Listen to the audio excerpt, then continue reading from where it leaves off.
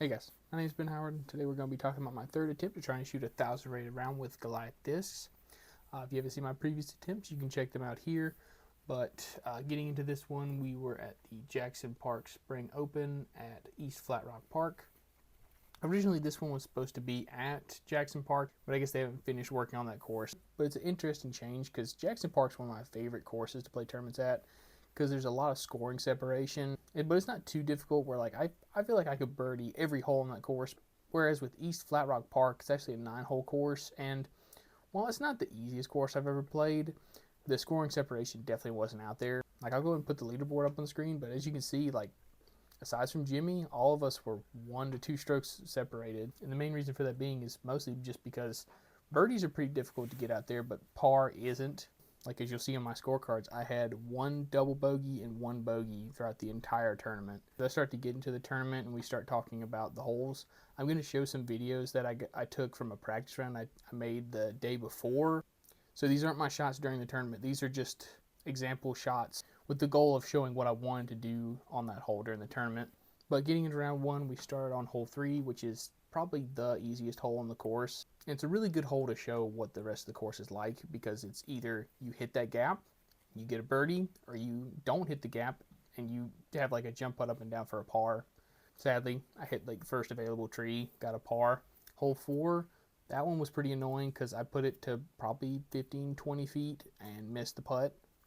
But then holes 5 through 9, I was able to put together a good birdie streak, which was mostly just because I was able to execute my game plan on those holes. But hole 6, I had to make like probably a 40 to 45 foot putt to make that birdie. And I think hole 5 was the other one I had to make a fairly big putt on. That one was like a 20-footer, but it was down the hill behind the basket. But 7, 8, and 9 I parked, which 9 was a really great shot. Because, yeah, I was one of 2 people to birdie it during the first round, and nobody birdied it during the second round, so that was a really nice one to get.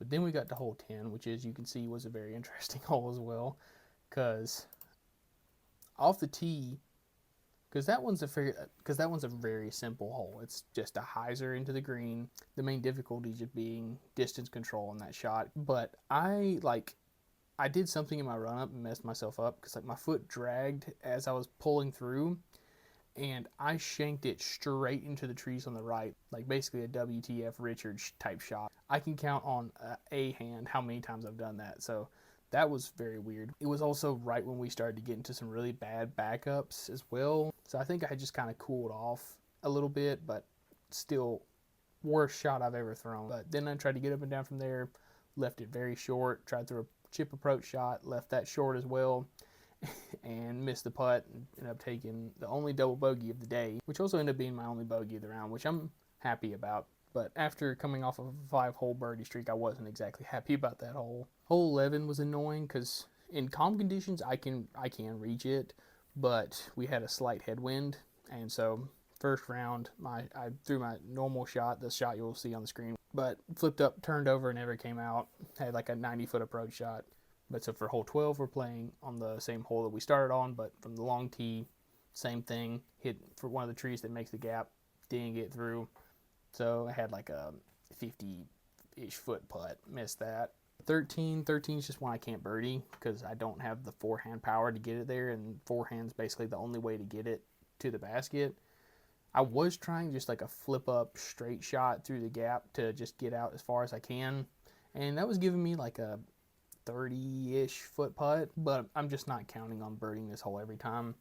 Then for hole 14 really shows what I was doing well during the tournament, which was throwing forehands. Like, my forehand hasn't felt that good in a long time, but all I was doing was taking my OT Samson, aiming at like this one specific tree on the left side of the basket, and it worked out pretty much perfectly every time because the Samson was going to fade out and not go down that hill. And as long as I threw it wide enough, it wasn't going to skip too far to the right and go down the hill that way. 15, we were playing long tee to long basket, and I felt pretty confident on that one because, as you can see from the shot I threw on that one, I felt really great about that. But we had like a right to left wind on that one, and I thought it would make my shot turn over more, but instead it made it stable out and push straight. So I ended up throwing it like 40 feet left of the basket, but pin high, missed the putt. 16 is actually the same exact hole as hole 7. There's just one position there. I think that time I early released it and threw it to the left side of the trees. And most of the time you have a putt from over there, but I end up missing that. For 17, one thing you're going to notice is that like holes 8 and 9, 17 and 18 are like the most difficult holes on the course. But I really do like having them there because it's like you have the rest of the holes to kind of warm up, get yourself ready. And like, I mean, yeah, 17's a 600-foot par 4, 2 300-foot shots. Really shouldn't be that difficult. But then we got back around to holes 1 and 2. 1, I was trying to figure out what I wanted to do because I saw a ton of people going for a backhand hyzer on that hole.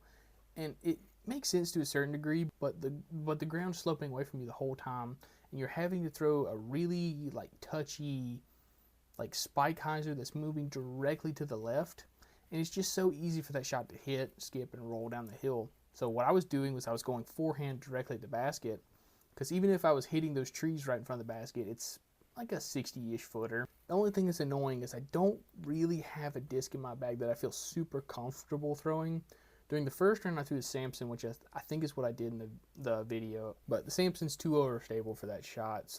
So I did change it up during the second round. But during the tournament, I think I hit and skipped and had like a 40-footer, missed that.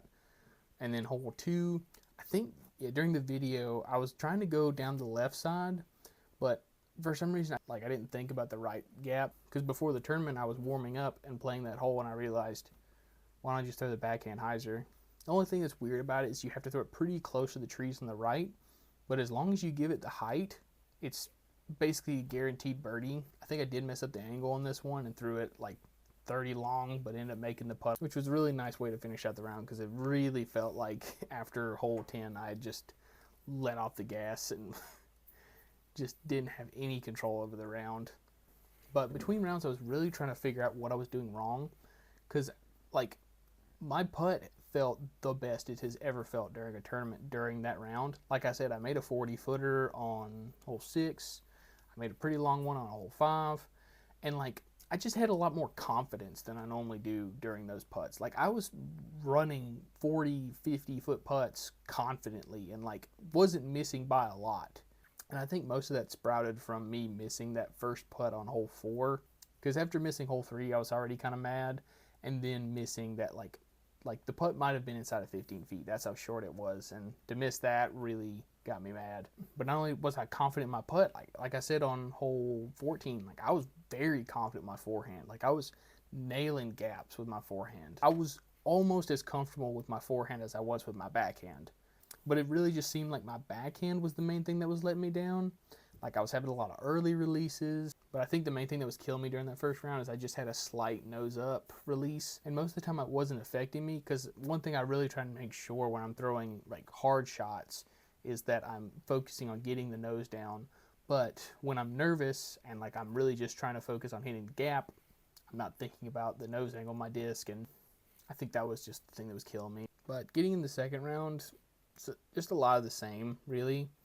Like I did make some improvements. I was trying to focus on getting my nose angle down. I felt better going to this round, but as you can see, I just kind of did the same thing I did the first round, except I didn't take a big number on 10, and my only bogey came from 14, which if you've seen my Zone GT versus the Culprit video, you'll know exactly what happened on that hole.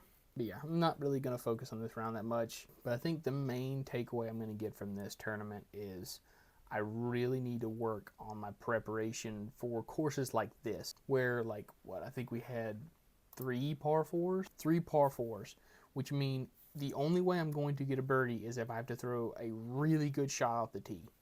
And if I'm going to be able to throw really good shots off the tee, I need to practice those tee shots. And ultimately, I don't feel that bad, considering I don't think even the guy that won MPO shot 1,000 rated round.